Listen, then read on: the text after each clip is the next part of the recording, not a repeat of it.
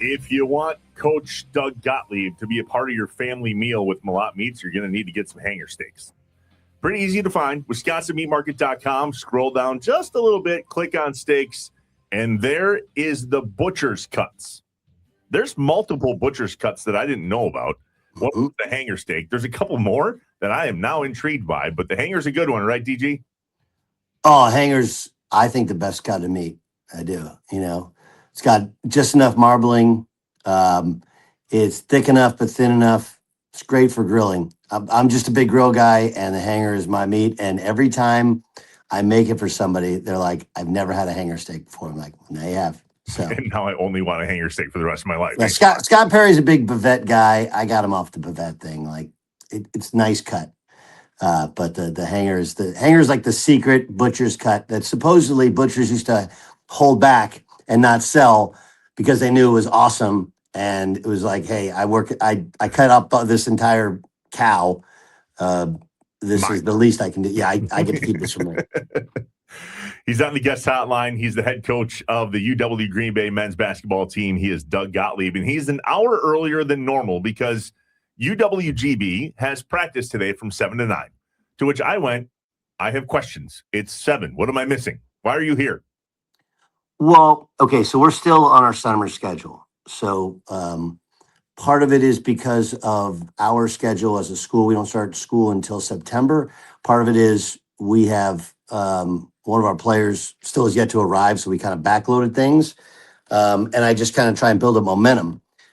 So next week we have what's called our Hell Week, where we get them up every day and they run at 6 a.m. And there's 5 different runs culminating next Friday.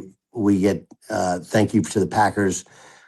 We get full access to Lambeau Field, not the field, to the stadium. And so we run the stadium steps, which is one, incredible, right? Just go like, hey, we get to run Lambeau. 2, it's a boost to run. Like you're cooked for a couple days when you even walk it. What I'm trying to do is like we go mornings all summer, but not 6 a.m. So I'm trying to give them a little bit of readiness for it as we've worked it earlier and earlier.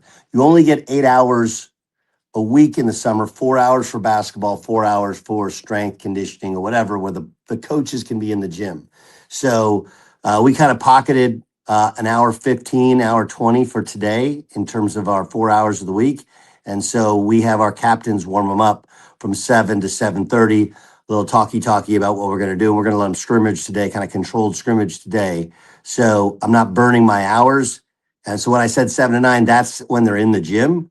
And then our practice time begins when I walk in with our coaching staff. So you're just trying to manipulate the minutes the best you can, which I do think, in the things that we've been told is next summer. And next summer, there's very likely to be some form of summer leagues for teams because everybody has a new team. So you're like, okay, do I drive up to Canada? If I drive to Canada and I play like a game, I get 9 real practices here. So it's, again, manipulating the rules if I want to do that. So I've been told that in Chicago and in Vegas next summer, there's very likely to be some form of college competition that they're going to kind of open up the summer. There's other talk of next summer, 8 hours. You can use it however you want. You don't have to use 4 for strength, which only means everybody use the 8 hours for basketball, and the strength coach will be on a voluntary basis or something like that. Right, sure. Which what they should do is just go like, hey, you're paying the kids to be there, so you can do whatever you want. Yeah, coach, don't practice 7 days in a week and get an NCAA violation like when I was the director of basketball operations. I'm in a black book somewhere for an NCAA violation in 2020. Oops. What is your goal going into year 3 of this program at UWGB? Beyond winning the Horizon League and growing the program. I mean, the obvious answer is go win the tournament, because in the end, that's all that matters here in the Horizon League when it really comes down to it, to get into the field of 68. Well, I think we're getting closer to, it's actually a really good question, because yes, the outward goal is to win and to win more games. And, there's a couple of teams which we just haven't played well against yet during my 2 years that we got to figure out on the road. But I just think a continual progress, and it's really hard for somebody outside to be able to tell for what I'm looking for, but I just a consistency of it. And even though I've had a couple of staff members,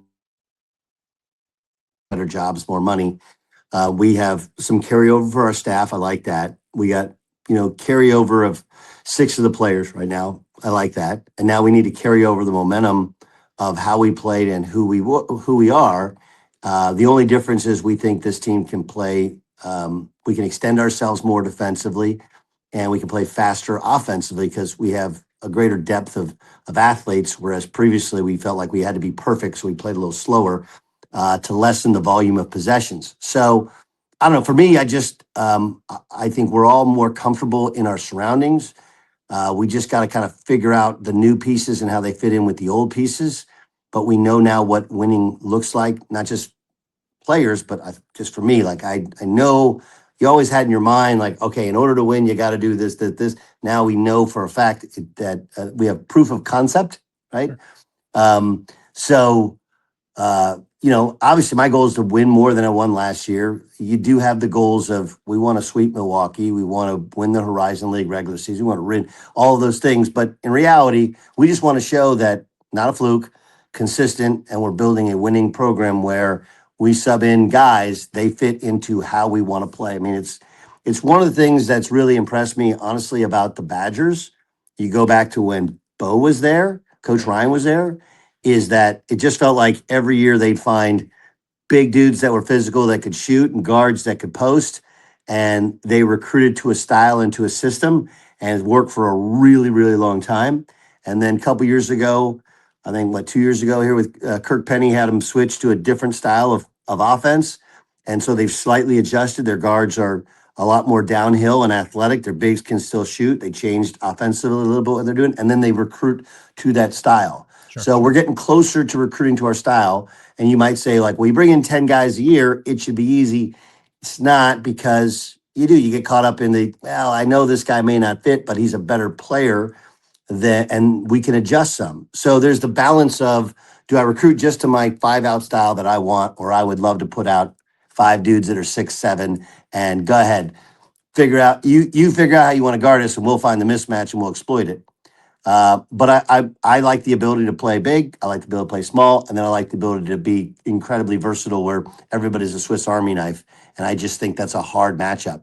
But to recruit that on a yearly basis, you're going to miss at a couple of guys.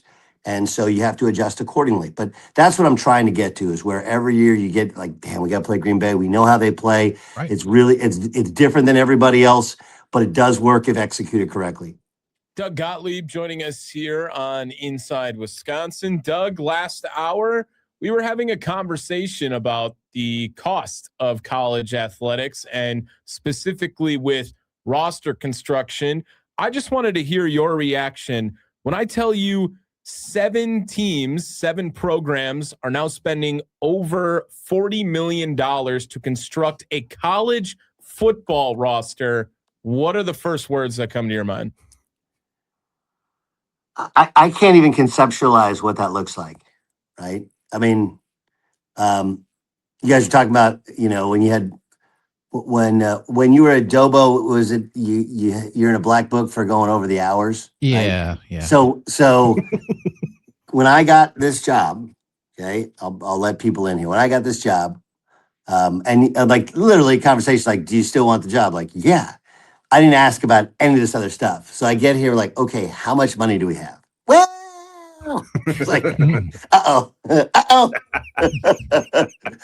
because it was told as 130,000, and then a player previously had taken a payment late, and then when he was able to leave because the portal left, so it was like we actually probably have 115,000, and then when I dug in, really we had 95,000 in cash, and so I'm like, I forgot.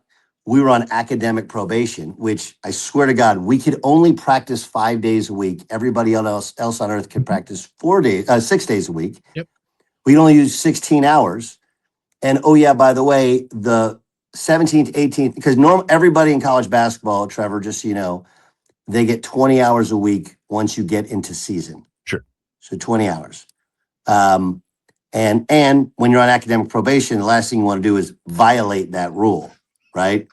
Because then you got It's 2 like days one of thing, practice. like everybody goes over the hours a little bit, but you can't brazenly go over the hours when you're on academic probation unless you're like dying for them to put you on real probation. So the extra 4 hours, NCAA mandated, we had to do something academic. So I have 4-point students that had to do 4 hours of study hall every week, in addition to only being able to practice basketball for 5 days a week. So my point is that when you throw out, what was $40 million? 7 programs are spending over $40 million on roster construction. I just can't even, I don't, like, look, we're all going to miss. Okay. Like we give GMs and front office people hell because they miss on a draft pick. Okay. It's the same thing with players. Like we're all going to miss. It's still recruiting. It's still evaluating. You're still going to get somebody. But now when you miss, you're lighting money on fire, and it's usually somebody else's money that they don't really, really like. And it's just different. There's a different level of, you have to control your emotions as a coach, because you have to try and disconnect from I can't imagine, like Luke Fickell, like we paid $2 million and what that kid like stinks. Tyler Van Dyke, who was injured in the Alabama game 3 of last year. Well, that's the hard one, right? ago. That happened in my alma mater last year at Oklahoma State, Sure. right? So the plan was that they brought in a whole new staff. They brought in like 80 new dudes, but they paid like $1 million for a quarterback, which is not a lot, but the quarterback was tied in with the offensive coordinator. And then the quarterback got hurt in the 3rd series. And you're like, well, they stink. Yeah, but they had a different plan. And so it's like, I played golf in Milwaukee with Kalen DeBoer this year. And I hypothesized last year when I was doing radio that they went light on the money for quarterback because they didn't know that Ty Simpson would be that good. And he's like, well, that's about right, because he hadn't played. So they had like 3, I think, combined, making like $5 million total, which again, a lot of money to all of us, but there are quarterbacks out there making $3.5, $4 million in college. And so they just bet on, all right, well, if he stinks or if he gets hurt, we have somebody who's viable. It's really hard. And so that part I can relate to.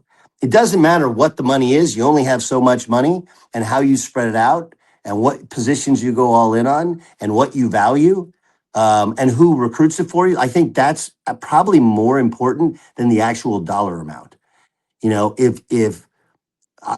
the example is really simple. Like Eric Sanders has been with me since day one, and Eric and I have known each other for over 30 years, and he does a tremendous job. And so first year, like, he was trying to recruit for me and trying to get guys that can play for me and my style of coaching, because I jump guys, and I'm not constantly on them. I don't degrade them, but I do call them out, and we do get onto them, and we do have high expectations for them during the times in which they're practicing and playing. And so it's really important that your assistants who recruit for you know the style of coaching, understand the place, understand kind of all the dynamics, not just of the roster, but also of playing for the coach and playing at the school, because no places are the same. The fit is more important than how much money you spend. Because there's plenty of guys that are, but if they don't fit your style, if they're not going to play in a position where they can be their best selves, it doesn't matter. But what's my reaction to $40 million? I mean, I just think agents are running it up on people, and it's gotten to be ridiculous. And all I can tell you is, if you're going to spend $40 million, you better win. You better win. The NFL salary cap, real quick, Doug, in 1995 was $37 million. Now it's over 300 million. But think about that. 30 years ago, the NFL was paying less than 7 college football teams are now. What world are we even in?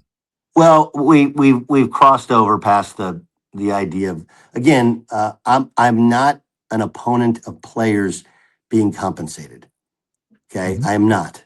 Okay. And what happens when you say things like, oh, you're just a hater? Like, no, not at all.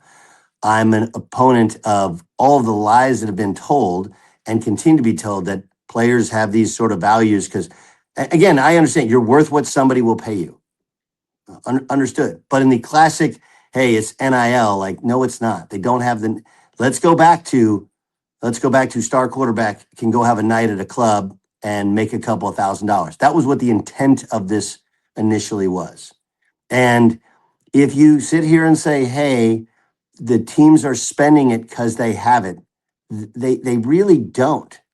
They really don't. At some point, okay, the people who are writing those checks are gonna say, I can't do it anymore. Because right now what universities are doing is they're robbing Peter to pay Paul. Yep. And if that's what we want, if we just want 2 sports at every university, then that's what we're going to get. Mm-hmm.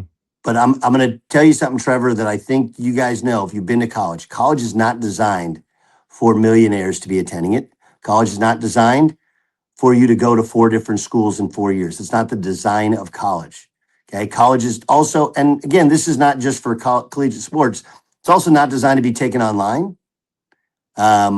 All of these things, we are disrupting something that has worked. Okay, worked for 100 years. And I'm not talking about just college scholarships. I'm talking about the overall college experience where people go, hey, best 4 years of my life. Yep. Right? I think that's the truth. So, and it's also not designed to be there for 6, 7 years, 8 years either.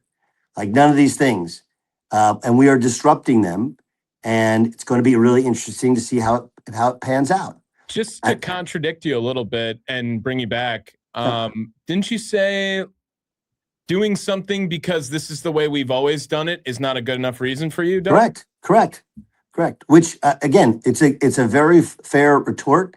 And I think evolving things and doing things differently is really, really smart.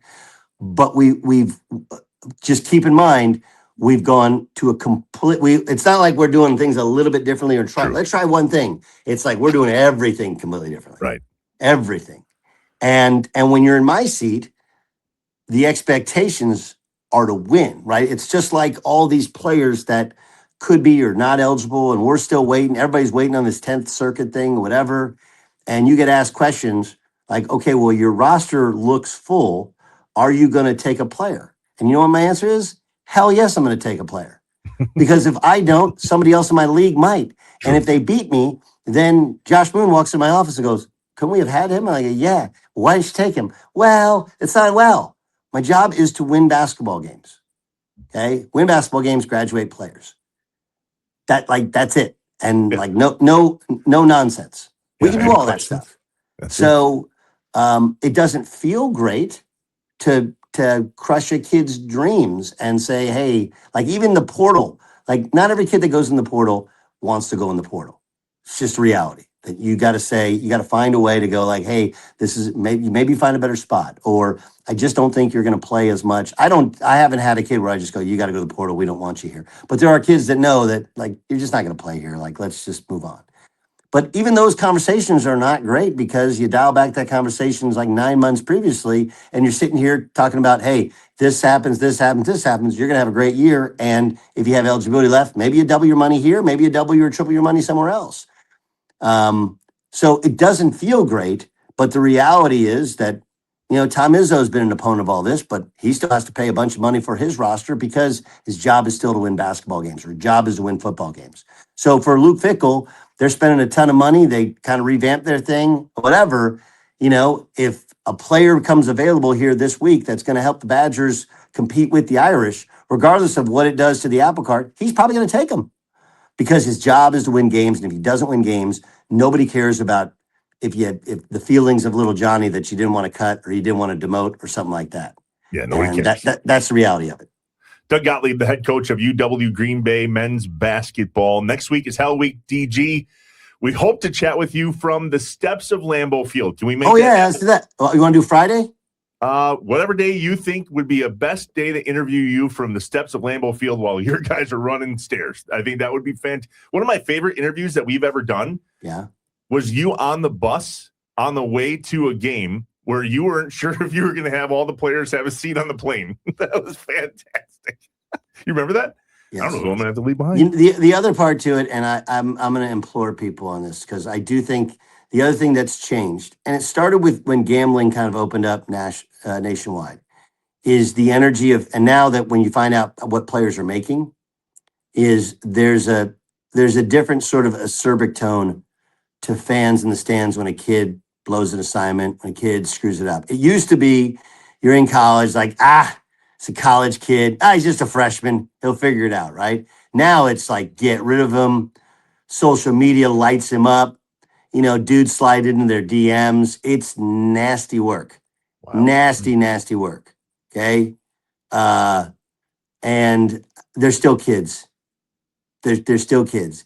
When you were just like, think back to the dumb stuff you did when, even if you're like 22, 23 years old, like, no, he's 23 years old. Like, so you had the world figured out when you were 23 years old? No, not only did I not, but I also didn't have $2 million in the bank. I understand, but just because the business of the sport has changed, sure, doesn't mean that the brain has changed. Your expectations of them, because of the amount of money that they're receiving, has changed. But they're still the same kid. Yeah, it's good. Right? They're still the same kid. They still have a girlfriend in school, maybe a girlfriend at home. Okay, they still have a hometown honey. Okay, like that's the first discussion when I got to Notre Dame, is that you got an HGH? I was like, what's an HGH? Like hometown honey. Mm-hmm. Oh man. I'm like, you got to manage. You have the hometown, right? So you still have the parents, and sometimes the parents are split. Now you throw in an agent and a runner and everybody calling them, DMing them, but they still 19 to 23 years old, trying to process, okay, I want to win this game. I want to do my assignment. I want to play. Wait, where are we going tonight? We're going out. Oh, we win. Where are we going? Like, we're going to go get down. Like, all of these things still occur. The only difference is their bank account. So I'm not saying you give them a pass on doing stupid stuff, but I do think just the tone of, like, they haven't changed. They're still college kids. Sure. They still do the same stupid stuff that we did. The only difference is now their bank account looks better than their bosses, better than their coaches. True. And that's the kind of scary part. Yeah, as well. You got to go. We got to go. You're running the stairs next week, Friday, did you say? That's a day of a home Packer game. How sick is that? Oh, well, maybe that's the problem. Because the email said Saturday, and I was like, wait, what? We asked for Friday. So yeah, we may be doing it Saturday. All right. Well, I don't know. This is news. That's actually better. Then we can drag out Hell Week an extra day. Oh, good. Great. Because the idea is just a little shock treatment to their system. Yeah. Right. I love that. Shock treatment to their system. Like, they get up 6 a.m. They're on our soccer field, and we're going to run the crap. As my college coach Eddie said, used to say, run them till their ankles smoke. Yeah. So their ankles will be smoking next week. Yeah. Mac Recchi most likely to puke first, by the way. Mac, that's it. we should have Matt on. We'll try to chat with you on Wednesday at 8. You and I will figure it out. We'll go from there, brother. Thanks for jumping on. Wednesday's the Hill, Barrett Hill. Is that we'll talk to you from the Hill at 8 a.m. on Wednesday? Sure, we can arrange that. I like to do 6. I like to do 6. Have to do. We'll talk off air. We'll figure it out. All right, buddy.